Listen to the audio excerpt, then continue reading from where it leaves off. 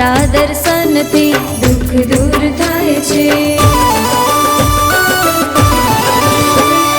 જ્યારે અમારું મન મૂંઝાય છે, તારા દર્શનથી દુઃખ દૂર થાય છે।